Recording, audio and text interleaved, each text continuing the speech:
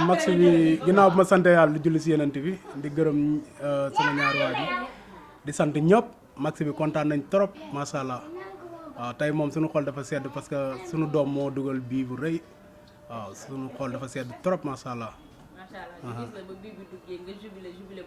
waaw c'est normal nag ma jubilé parce que bii bi dama ko yàkkamti woon dama yàkkamti woon bii bu Iliman Ndiaye si kaan bi waaw moo tax bu mu dugalee bii bi xam nga ñun ñëpp ñu jubilé di ko ñaanal yàlla xam nga yoon bii mu jël sunu borom defal ko ci ndam moom ñu bokkal équipe bi yëpp si barki yonent bi sallallahu alayhi wa sallam. loo gisee match bi ak looy wax Aliou Cissé. waaw Aliou Cissé xanaa di ko kiyaat rek di ko ñaaxaat rek waaw di ko ñaaxaat rek di ko xamal ne ko comme ni ma doon wax bee paate rek remplaçant yi daal bi gën a gaaw daf ñuy gënal quoi waaw des fois day xaw a yéex quoi mais ni mu gën a gaaw rek moo ñuy gënal incha allah. match bi dans l'ensemble. waaw match bi macha allah gars yi wane nañ fulla fit jom.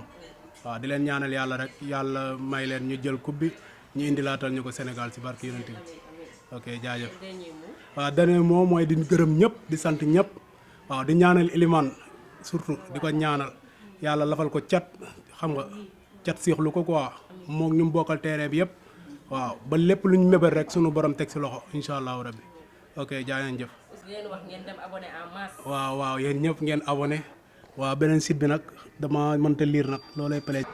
asalaamaaleykum wa rahmatulah taala wa barakaatu gannaaw bu ñu jullee sant yàlla bu baax di gërëm suñuy waajur di leen ñaanal yàlla ñu xippee àjjana tey nag moom contentement bi ñu am kenn mënu ko wax ilimaan bàjjen mooy baay bàjjen mooy baay ne woon naa la keroog maa boot ilimaan mu nekkee xale am 9 mois macha allah ñu ngi koy ñaanal di ñaanal équipe bi yëpp. yàlla na leen yàlla lafal cat yàlla cat sirxulu leen Aliou Cissé nag moom toujours rek ñu ne ko deel teel a dugal Iliman gis ngeen premier kii occasion bu mu amoon ñu def ko au jeu yàlla defaat beneen ñëwaat macha allah macha allah macha allah mention spéciale ñoom ñëpp nag kontaan nañu dégg nañu xale bi ku yaru la ku baax la ku xam ay bàjjenam xam ay tantam xam ñëpp waaw. waaw am yitte dafa am yitte macha allah jërëjëf ñu ngi leen di sant gis la tey ba bii bi duggee nga tëb jubilé ba mbëkk ma. kontaan rek macha allah ñu koy yàlla na ko laal yàlla lafal cat. amiin amiin macha allah ñoom ñëpp nag. ma ne ko ñoom ñëpp waaw. kontaan nañ léegi looy wax équipe bi loo leen di conseillé. ñu gën a góorgóorlu rek xam nga des fois dañuy jékki ba ci yàgg nag ñu lâché wu bàyyi waaw bàyyeeku loolu tamit nag bu baax de buñ ko continuer noonu. macha allah mention spéciale jërëjëf. merci kontaan nañ de. ñoo leen gën a kontaan. merci te tey tamit Iliman Ndiaye wane na boppam ci terrain bi chaque jour mu wane boppam mais kii na koy teel a dugal man loolu laay wax na koy teel a dugal tamit nga xale bi dafa mën ba pare oh sama xol bi dafa sedd. ñu gis la ba bii bi duggee nga tëb bu doy waar. waaw dama tëb na parce que dama tiit yaa ngi comprendre waaw dama tiit. ba pare xale bi dafa mën foo mënee waruñu laa teg ci banc nañu waxante dëgg Aliou Cissé yow laay waxal dégg ma mani nga dugal ngay teel a dugal Iliman dee ko teel a dugal ndax xale bi dafa mën macha allah maa ngi koy ñaanal nag lu mu bëgg yàlla na ko yàlla defal ci barke Maam Seydi parce que xale bi am na yar am na diine am na yar am na lépp daal ba pare man lu ma gën a neex ci moom dafa am yitte ci nit am yëg-yëg. loolu laa koy ñaanal gudd fan ànd ak wér tànkam wér ci barke Maam Seydi ak nodd bii nii. équipe bi maa ngi ñaanal ñëpp tout ñëpp lay ñaanal maa ngi ñaanal ñëpp incha allah dina baax incha allah coupe bi day ñëw. ay ca cousine.